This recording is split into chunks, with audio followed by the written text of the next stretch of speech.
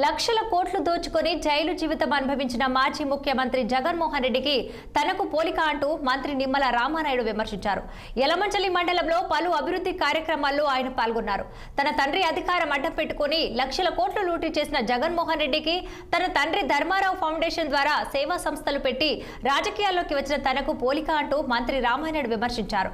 ఇక కూటమి ప్రభుత్వం వచ్చిన రోజే 4,000 పెన్షన్ ప్రజలకు అందిస్తున్నామన్నారు. ఇక జగన్ మరోసారి గెలిచి ఉంటే రాష్ట్రంలోని ప్రజల ఒంటిపై గోచిగుడ్డ కూడా ఉండేది కాదని మంత్రి నిమ్మల రామానాయుడు తీవ్రంగా విమర్శించారు. రాజకీయాల గురించి మాట్లాడడానికి ఆయనకు అర్హత లేదు. నా పేరు కూడా మాట్లాడడానికి కూడా ఆయనకు అర్హత లేదు. ఎందుకు ఈ మాట చెప్తున్నానంటే, ఒక నేరస్తుడు రాజకీయాల ముసుగులో ఇవాళ ఉన్నటువంటి వ్యక్తి జగన్మోహన్ రెడ్డి. రెండవది, నాకు ఆయనకి నక్కకి నాగలోకానికి ఉన్నంత తేడా.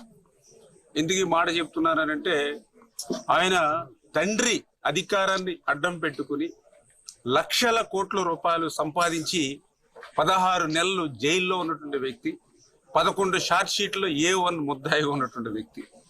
నేను నా తండ్రి పేరు మీద సేవా సంస్థను పెట్టి రాజకీయాల్లోకి వచ్చినటువంటి వ్యక్తి. ఇంకా చెప్పాలి అని అంటే, ఏదైతే మరి జగన్మోహన్ రెడ్డి, మరి మీ అందరికీ తెలుసు, ఆయన అధికారంలోకి వచ్చిన తర్వాత కూడా ఏ రకంగా అయితే ఆయన మాఫియా పెట్టుకుని దోపిడీ లూటీ ప్రజా సంపదను లూటీ చేసినటువంటి పరిస్థితి ఏ రకంగా ఉందో మీ అందరికి కూడా తెలుసున్నటువంటి పరిస్థితి. అందులో కూడా పర్టికులర్ గా ఈవేళ ఏదైతే మరి మేము ఇచ్చిన హామీలు సూపర్ 6 కానీ, లేదంటే ఏదైతే మేము ఆ రోజు ప్రజలకు వాగ్దానాలు ఇచ్చామో అవన్నీ ఒక్కొక్కటి అమలు చేసుకుంటూ వస్తూ ఉన్నాం.